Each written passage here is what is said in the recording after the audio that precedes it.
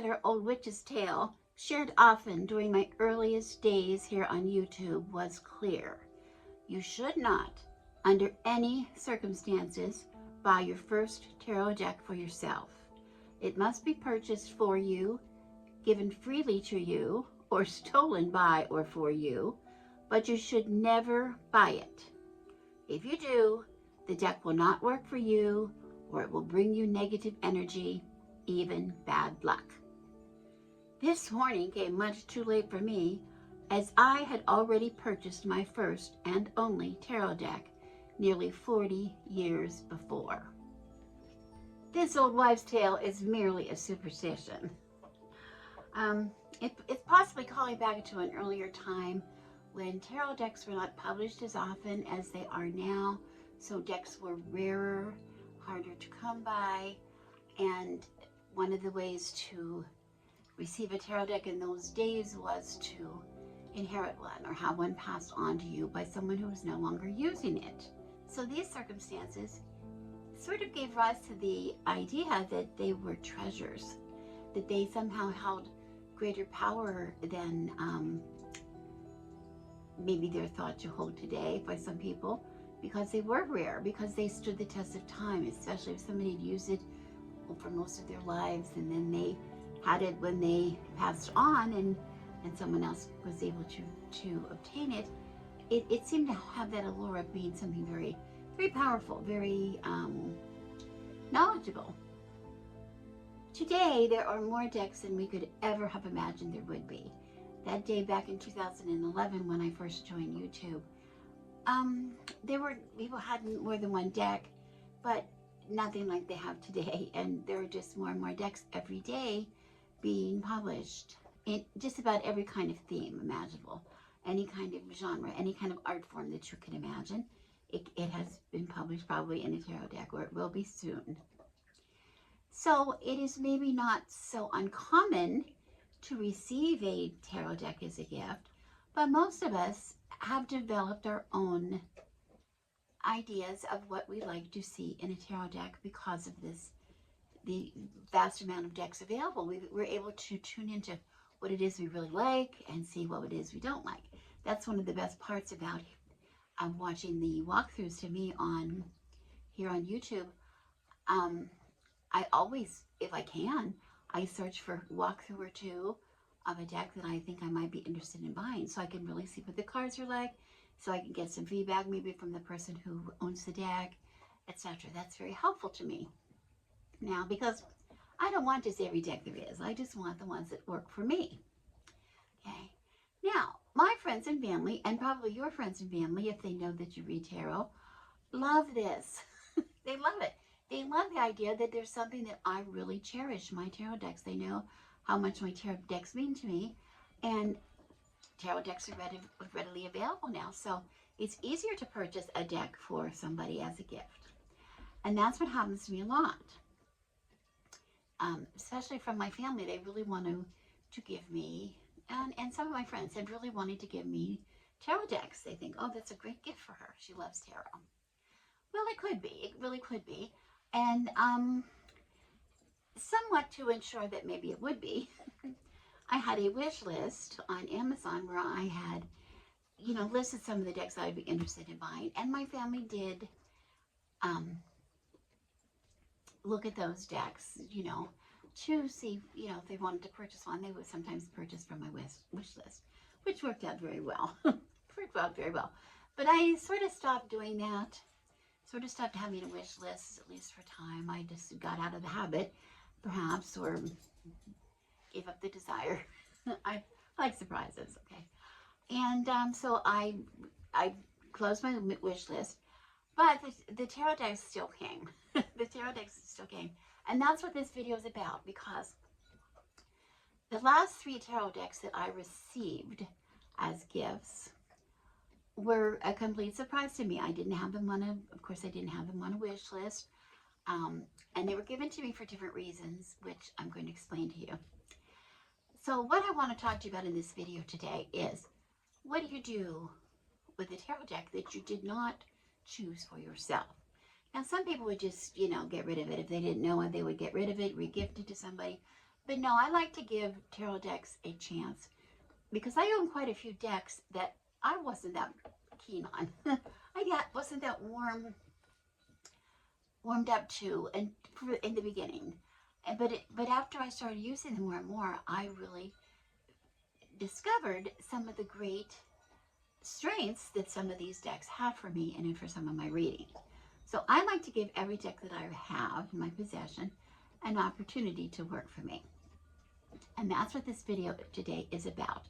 What are you going to do to determine whether you should keep one of these gifts or it's just not for you and you want to pass it along?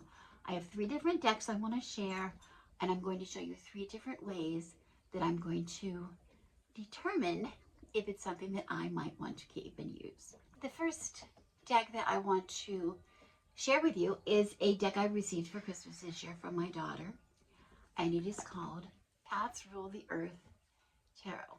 Okay, and I loved this right away when I saw it, and I knew, oh, of course I can understand why she bought it. First of all, my whole family has cats, and as a matter of fact, they've married men who did not have cats, and now their husbands all really adore their cats, and they're really into their cats. And but we joke about our cats all the time. I believe a year before, I had gifted the same daughter with a coloring book. I think the title of the coloring book was Cats or Dicks, something like that, which was really funny. So I'm sure when she saw this Cats Rule the Earth Tarot, she could not help but to buy it for me. And I have to say, it's a 78 card deck and guidebook for the feline obsessed. Okay, so of course I'm curious about it. Now, if you've been watching my channel at all, you know I do have another deck. I have one deck that is about cats that I use all the time. Okay, so for this idea, well, I use it when I want certain insights from the cats. This is the Cat's Eye Tarot, which I'm going to show you in a minute. I'm going to compare these two because that's my first way of judging a new deck, okay? How does it work with the decks that I already have? Putting deck pairings together is one of my favorite ways of reading. I've been doing it for years. I did it when it wasn't cool. Now it's really cool to do. I still do it. But I love putting tarot decks together, pairing up one tarot deck with another, or an oracle deck with tarot decks, etc. But I think I've done the oracle decks with the decks, or Lenormand cards with the tarot deck. I think that was my original journey into the pairings. But now I really do like to put two or three even sometimes tarot decks together. And you've seen some of those on the channel. You see people doing that a lot now, and it's a very valuable way to read. So I was thinking, that's my first test. How is this deck going to stand up about my Cat's Eye Tarot? How are they going to, will they play well together? We're going to bring in a cat and have a cat fight? What's going to happen or are they going to end up cuddling on the sofa? Like, we're going to, I want to give it a little try. I want to see what the perspective is from this deck compared to the perspective from this deck. So let me show you. Okay, here's my Cat's Eye. I've taken out of the bag, and it's very well loved and very well used. And I want to show you the difference. This is the little white book that's in the deck. Very small, but it's kind of an important part of the deck, because this deck, first of all, was written by a vet, and it's illustrated from a feline point of view. Okay, we understand the messages that the cards are giving us from the lessons that we learned living with cats. She studies cats' behavior, and that's what they're all about. And we see, like when we look in here and we see a circumstance of a cat. Here's a cat, 8 of Cups, leaving home because there's a new pet in the house. Let's see what it says here. 8 of Cups. A sad kitty has turned her back on her home and has begun a journey into the unknown. No one takes notice as she slowly walks away. She has felt invisible since the arrival of the new puppy. When the door opened, she slipped out. She knows what she is looking for and can no longer find it here. It puts us in a viewpoint of the cat, and we're able to understand the message of the tarot through that. And I have found that just charming. I found it really charming about this deck. It's a feature that I don't often see. Now, this is the Cats Rule the Earth deck. It's a little bigger. And this guidebook, in comparison, much bigger. And I did notice the thing about this is that this has a lot of pages before you even get to the meanings of the cards. It talks about not how only cats rule the earth now, but how they have done so through thousands of years with all the ancient civilizations of the Egyptians and the Greeks, Chinese, Japanese, the Celts. They were used to venerate the moon. They were used as guardians of the other world, and of course they were used for divination. So this is about, the history of the deck. And then it talks about, of course, how you can get to know your tarot deck. So there's a lot of, and some spreads and how you might want to do readings. So there's really a good bit of information here, not just about cats, but about, we've gone this far in the book before we even get to talk about the cats. A little thing about the cats. But one thing I did really love about this deck is, well, this is a perspective. This deck offers the perspective of somebody who owns cats and who understands cats and looks and understands messages through a cat's eye, meanings of readings through the eyes of a cat. In this deck, we're looking at cats as being creatures of the night, that they can see and hear things that we cannot. We can use the cards to find meanings and perspectives that would be otherwise hidden from us. So they're a conduit to messages that are maybe that we're just not able to see for ourselves.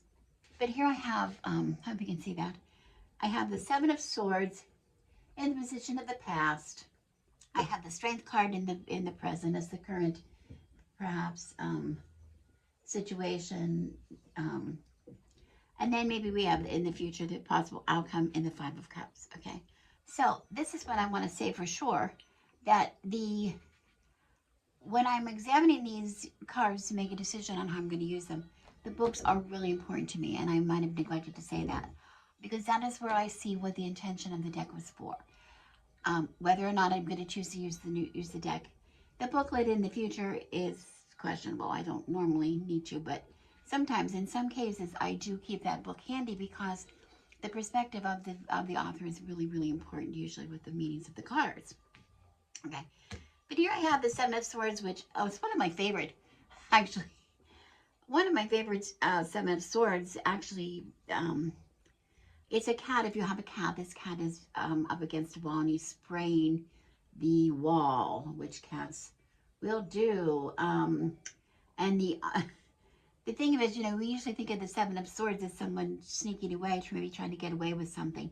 Well, if you have a cat in the house that does this, he doesn't get away with that, because you can smell that. You can smell that coming down the walk. So this card has that meaning that what's your motivation here? Why are you going to sneak around or try to hide? Because you're not really going to be able to do that. Okay. Where the Seven of Swords in the Cats Rule the Earth Tarot talks about a direct approach will fail, and it wants you to use a little bit of tact, a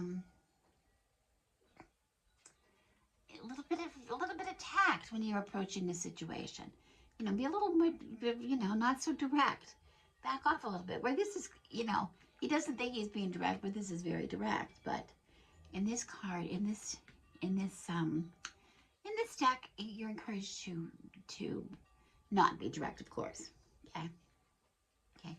Then we go on. We move on here to the Strength card. Oh, and this. Okay. So this is, if I were doing a reading, I'm not really doing a reading, but in the past situation, there's been some kind of an action that shows us how we got to be in the present situation that we're in now in the first place. And this is about hiding an action. Okay, hiding an action, whether or not it was good to do or not, being a little bit, a little more sneaking. Maybe you're sneaking around and not doing something behind the scenes, and it speaks to the wisdom of that. One deck says, why bother to do that? Because you're going to be found out anyway. And the other deck says, the wisdom of don't show all your cards. Don't show all your cards.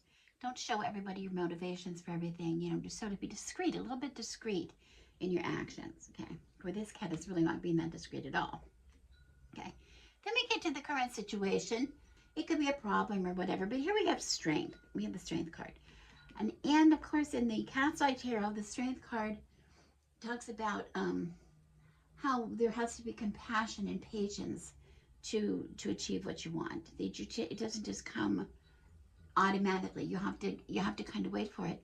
And here in this deck, in the Cat's Eye, the Earth deck, this strength card talks about you don't have to be at the mercy of your ego. You don't have to be at that mercy.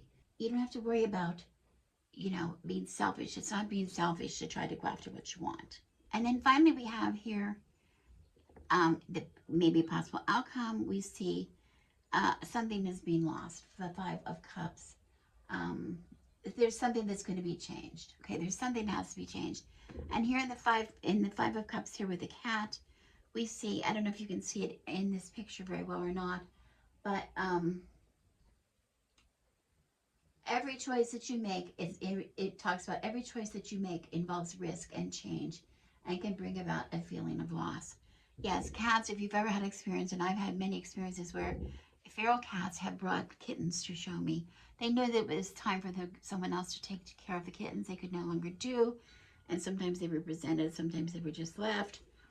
But whatever, when they see this cat is watching a little girl carry her kittens away in a carrier, and there's got to be some kind of loss there, because that role of motherhood is over for this cat right now.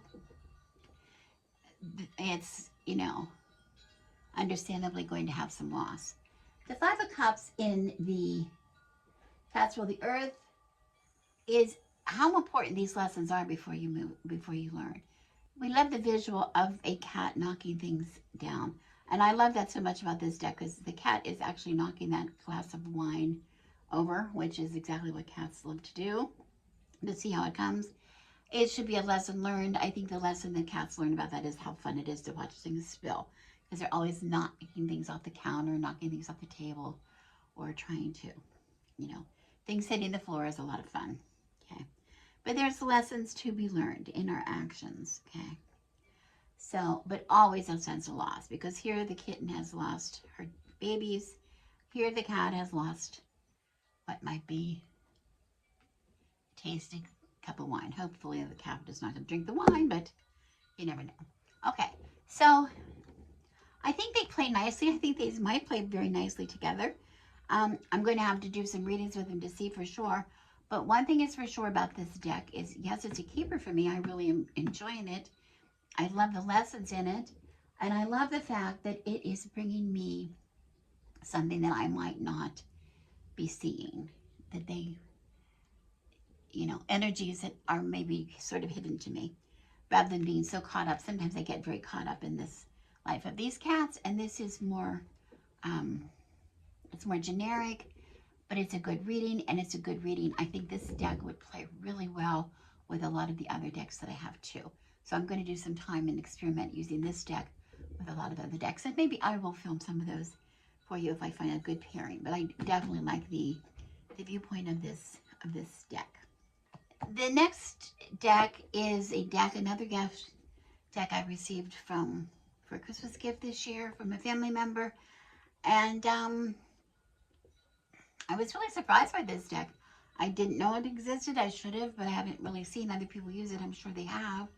But it's called the Dungeons and Dragons Tarot deck. Nice box. And I have to say, the cards, giant cards, have a beautiful texture. They've got like a linen texture, no gloss, very lovely to hold, very lovely, in your fingers to hold, but very thick. Oh my goodness, I had a real, had a real chore when I was trying to test these cards. Like, you know, to shuffle them. Oh my, to shuffle them was a real problem. Anyway, it has a deck. The book, it has a book that comes with it. And I have to say, very, very little, like a sentence or something about the card. That's it. Which is very surprising. But it's supposed to be very useful for people who play Dungeons and Dragons. It doesn't mean you have to play Dungeons and Dragons to use the deck. As a matter of fact, I do not play Dungeons and Dragons. I never have. I'm very familiar with it, but I have not played.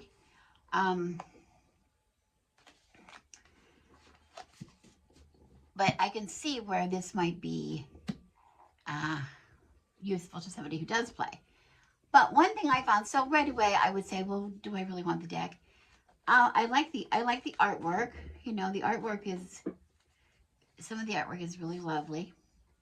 But the one thing that really surprised me was the fact that they did a little bit of manipulating in this deck. The major arcana is what we would expect. It's cards numbered from 0 to 21, representing the archetypal life lessons of all human beings experience, such as love, loss, change, consciousness. The major arcana are challenges we revisit through our lives, but in different places. Our life experiences continually expand with time, so our capacity for understanding gives us a deeper insight into these lessons.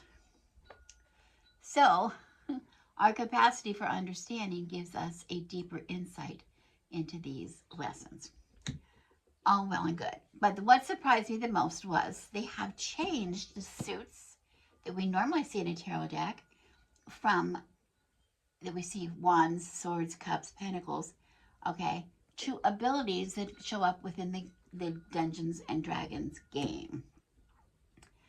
And this, at first I went, oh, well, what is this going to be? But now I'm thinking, well, won't this be interesting? Because I focus so much on the energies as they compare to, you know, the elements. You know, we talk about fire energy and we talk about the air energy and the water energy.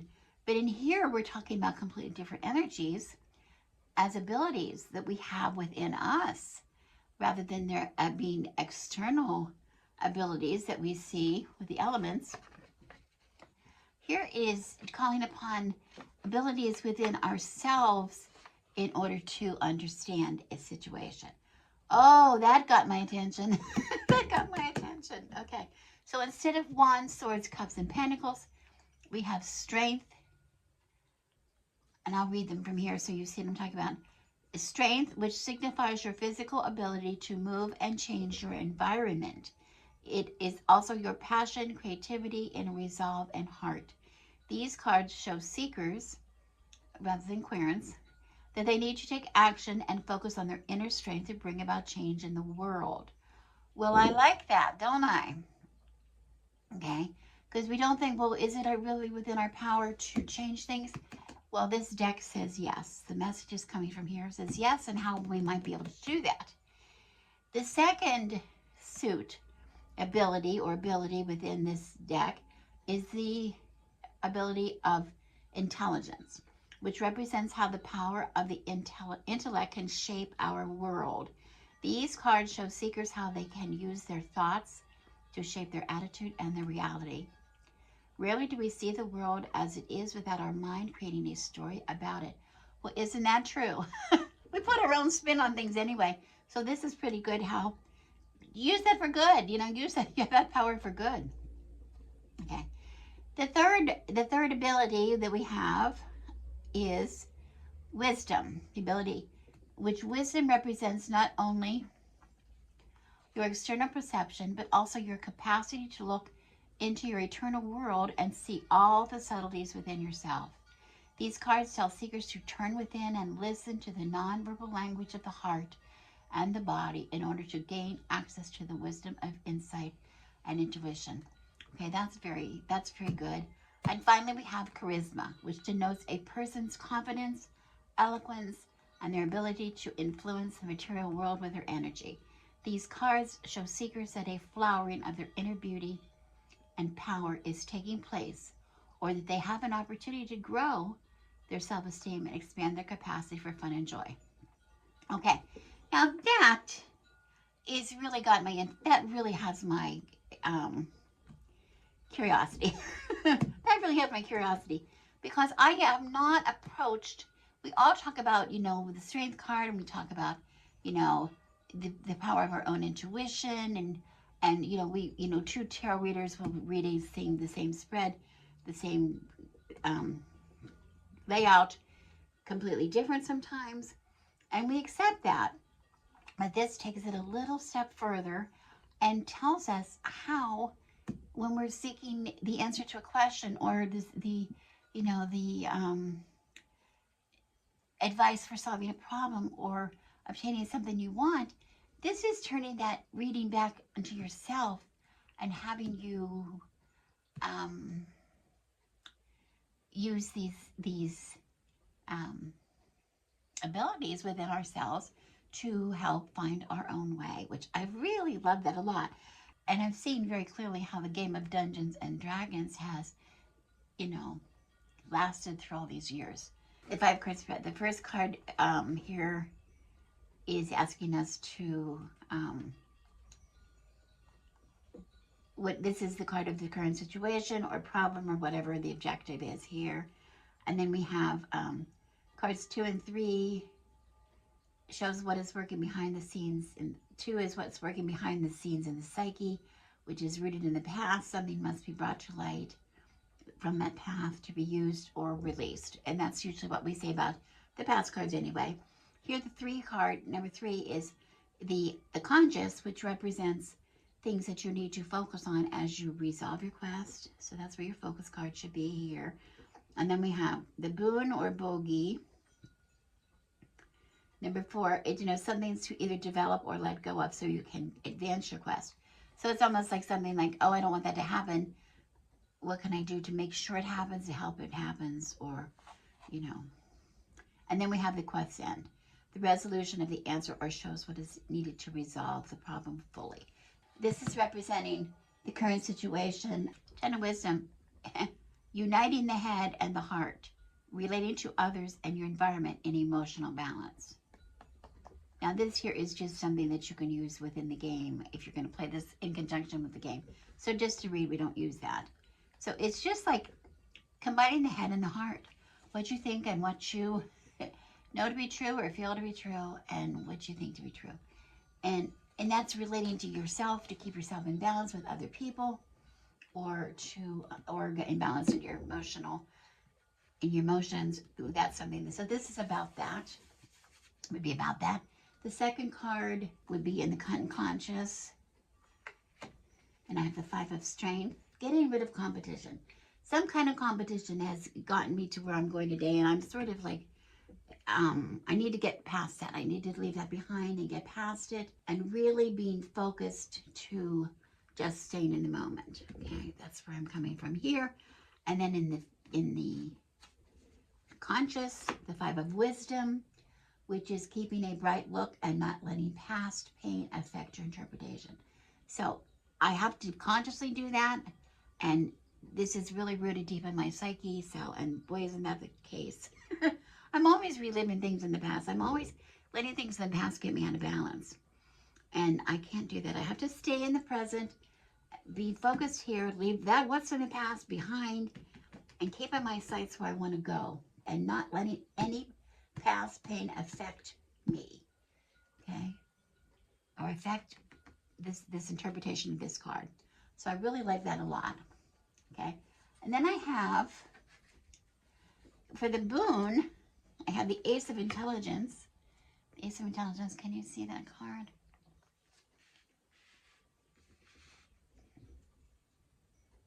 I think you can. The Ace of Intelligence, which is,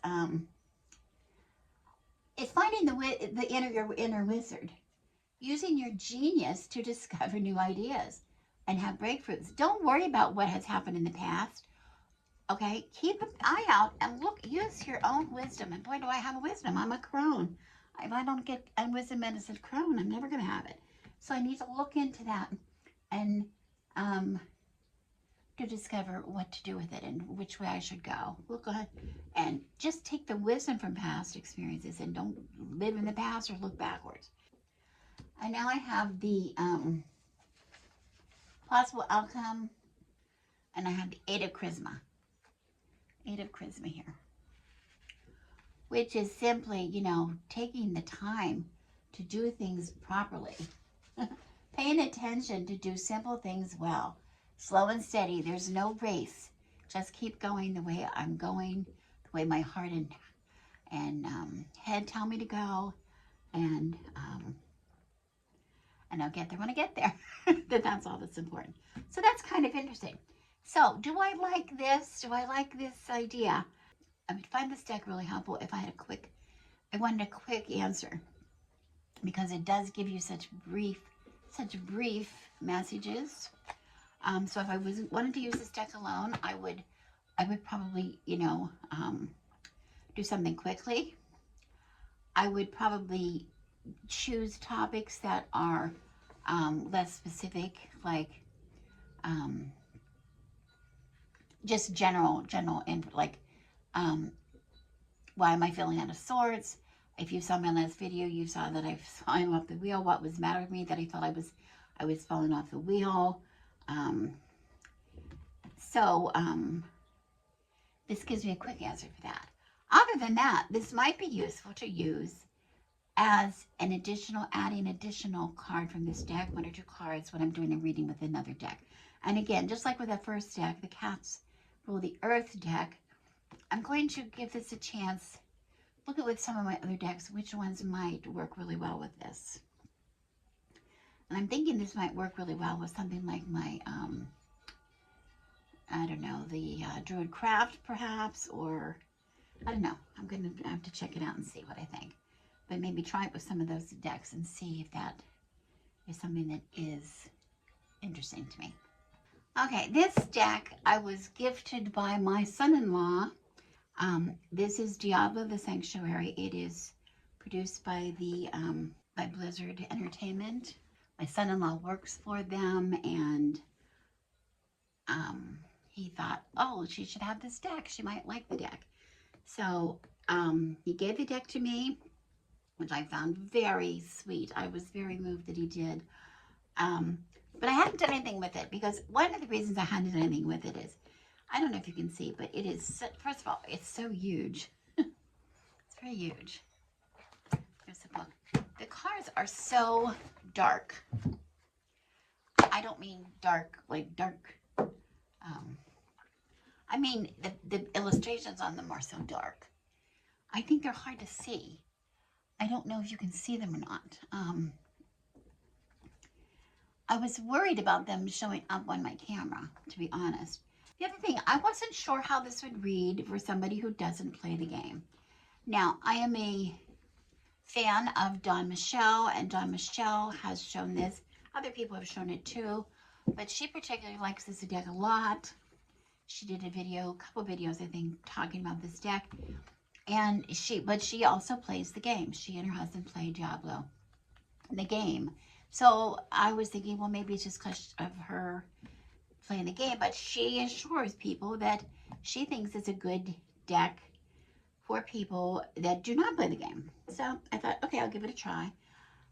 You have to be able to see, though, by the images, I hope you can see them, that this is not my normal genre of cards. You know, this is really like, if I want to say it's dark, this is kind of dark. It's kind of, you know, a lot of swords and ugly monsters and creepy things. And, you know, I'm not really into so much of that.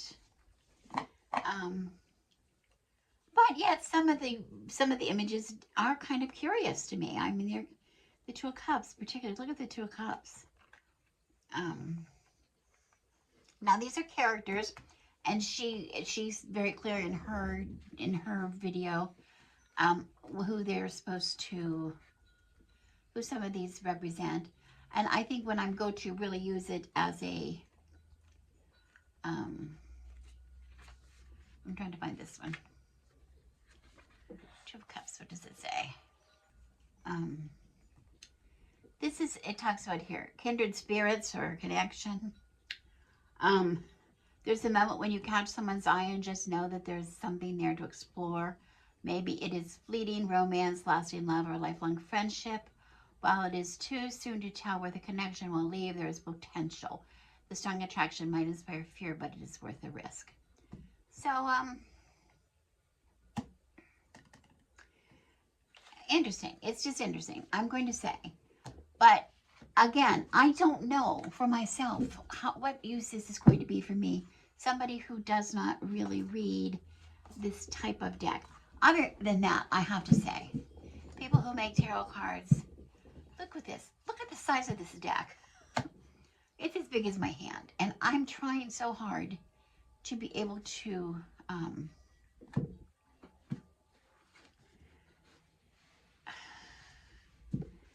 shuffle it. And I can maybe quarter with the corners that way. But I can't even tell you how long it took me to try to figure out how to shuffle this deck. And even if I wanted to do it this way, it's just so long. It's so awkward to me. People that reorder their cards cannot use a deck this big. You can never get a good shuffle these cards enough in between to make it a real truth shuffle, in my opinion. So, if you want to use this deck, shuffle it. Don't ever reorder it, because it took me a long time. I think they're pretty random. I think I probably got them pretty random. So, anyway, I'm going to show you what I'm going to do with the deck. Now, what am I going to do with it? I'm going to interview it. And that's something that is a very, very common thing to do. And that's what I mentioned earlier in the video, that I said, for those of you who get a new deck, an interview is a really important thing to know, okay? So, let me see. I have some notes here. And I did, okay, first of all, I can just see right there. I did draw cards already for this, because I had to really get a good shuffle to do that. But what I want to say is, if you want to interview a deck, there are so many different interview spreads available on the internet. Some of them are very, very elaborate. And as a matter of fact, some of them ask kind of ridiculous questions, in my opinion.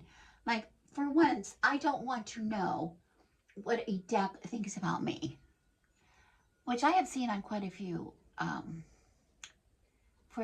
suggested interview questions. Now, I just think that's weird. I think it's weird. I don't really, I would message you for me, fine, but it's not about me. It's not about me. So stop talking about me. Don't have an opinion about me.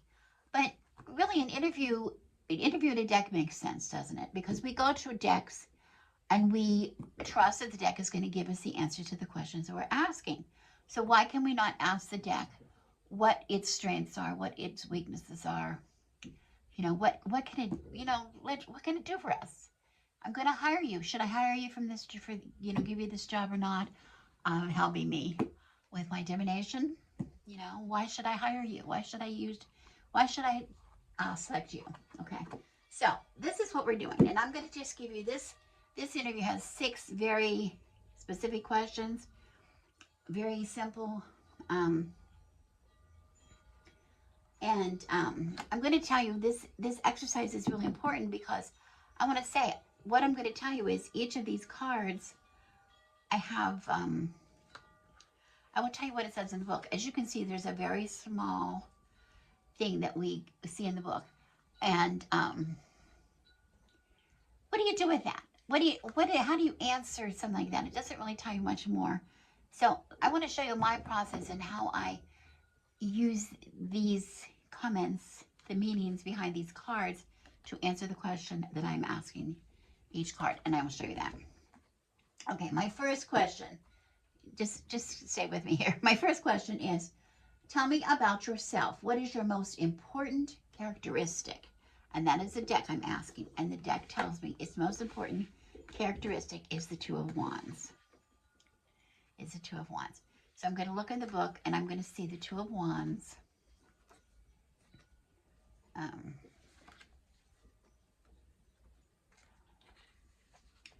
And it says, From your lofty vantage point, the world is yours for the taking. With so many opportunities, your most important task is being selective. Don't dilute your focus with inconsequential tasks. Pick the one that draws you like a moth to the flame. Aim your determination and apply all your skills to it. So how does that answer the question I'm asking as what is your most important characteristic? Well, the most important characteristic, says this card, is it's going to help me stay focused in the questions I ask of it. I don't want to be tempted to stray from what I'm asking. I want to keep staying on point. The second one is, what are the strengths of you as a deck?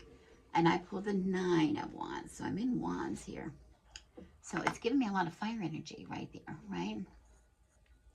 And this is the strengths, and it says here, and I'll let you look at the card. I have this written down, so I don't have to hold the book in front of me.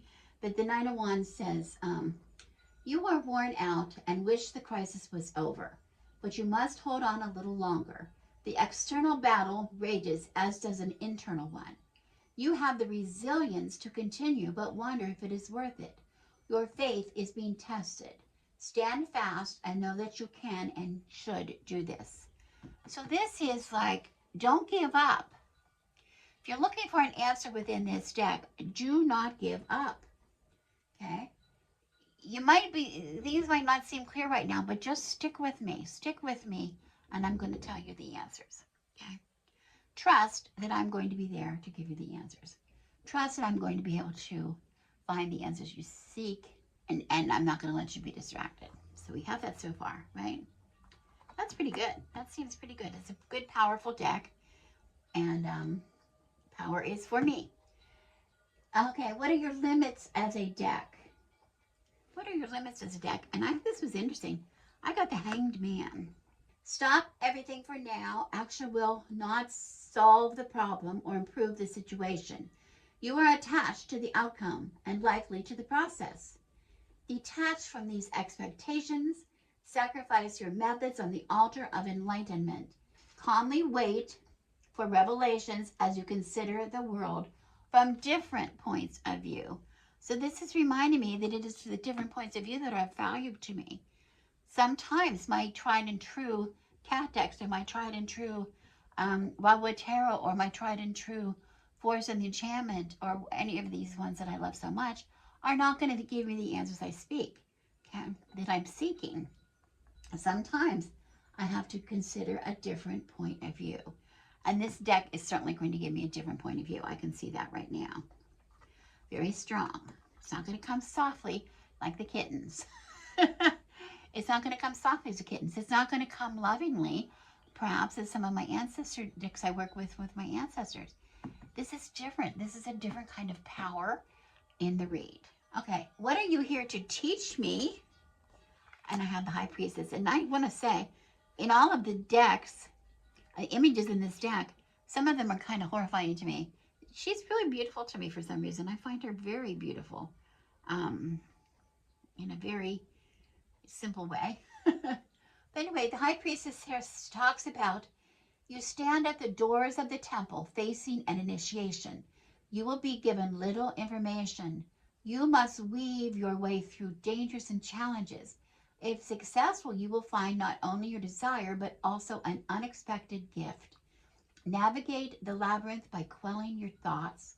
Follow that subtle climb in your gut, the gentle tug of your heart. Okay, so she's reminding me with this interview that, yes, I'm going to have a lot of help from this deck. Very, very strong deck. But the strongest help of all is that's what is coming within me. Okay, that I have to weave my way through that.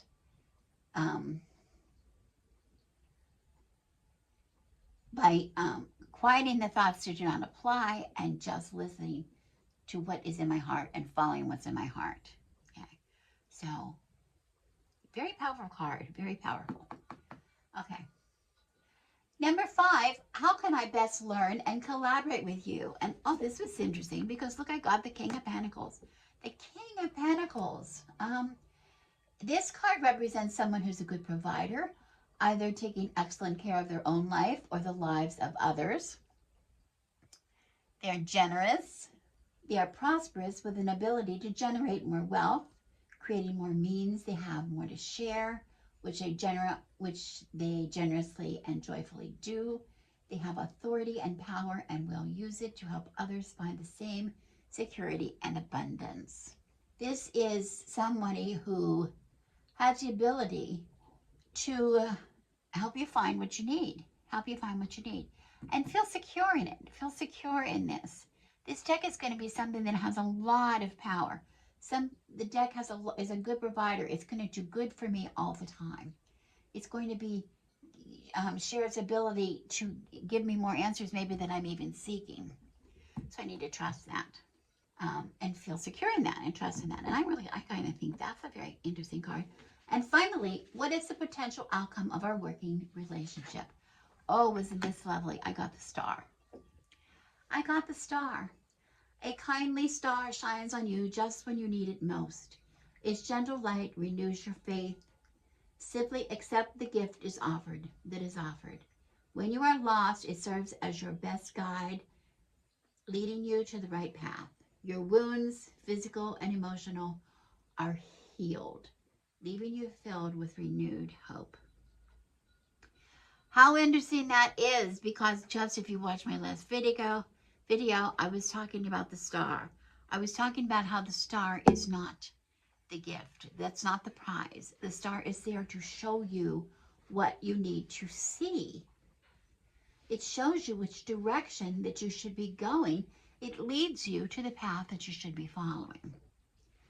Okay, so this is a very powerful deck. I see that the power in the deck, and I'm very anxious to try it. I think I'm going to first just use it as, one card in another reading. I don't know who I'm going to team it up with. I'm not sure, but I'm definitely going to give it a try. I really find it intriguing. And I find the idea of, the illustrations, that black, that white, and that red, it's really speaking to me. It really does speak to me. It's not my usual illustrations, but it really right now is, it's making me very curious. Okay. So there we go. So there you have it. 3 really different decks. First of all, they're really different from anything I've ever had before, but they're also very different from each other. And I have to say, I'm intrigued. I'm positive that I'm going to really love this one, because I love everything about cats. And I really do agree with the author of this deck that cats see things and know things that we don't. That's just a given. There's no argument there. So I'm sure this deck is going to be really wonderful. I'm going to like it working with my Cat's Eye Tarot, probably. But also, I think this is a deck I will use alone very easily, or with other decks very easily. So I'm really positive about that. But again, I will report to you what I say. Dungeons and Dragons.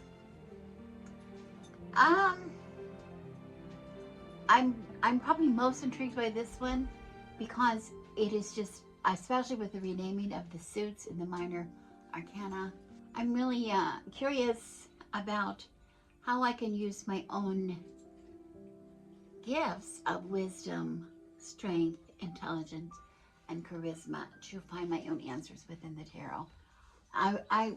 Rather than looking outward with the elements like I do now. I'm very intrigued. So I'm most intrigued about this one. Diablo. It surprises me, but I love the answers I got in this when I interviewed, and I'm very happy to have interviewed this deck. That interview that I gave, very simple, but it's very valuable. I've used that with other decks in the past, and mostly with decks that I just wasn't sure of, and I was glad I did, because then I saw a unique response from each deck that showed me a unique way I might want to use the deck. So that's what I'm going to do here with Diablo. Okay, Let me know in the comments what you do when you get a deck. If you get a deck gifted to you by someone who, in my case, these people that gifted me, they're family members who are not tarot readers themselves. You know, but they're very sensitive to what I do and how I use them, and they all have received readings from me in one time or another. So they understand and appreciate how much tarot means to me. So these were heartfelt gifts, and I'm very, very happy to have received them. So, but now what to do? We're going to see what to do with it. Anyway, it was a little different kind of a video that I wanted to do today. I thought I would try and see. So 3 different ways. I'm going to be working with 3 different decks. Initially, what my thoughts are, and let me know in the comments if you ever received gifts from people that just random tarot cards, just random tarot cards from people, to see what you do about it. I hope you at least give things a try before you just overrule it and say, oh, that's not my style.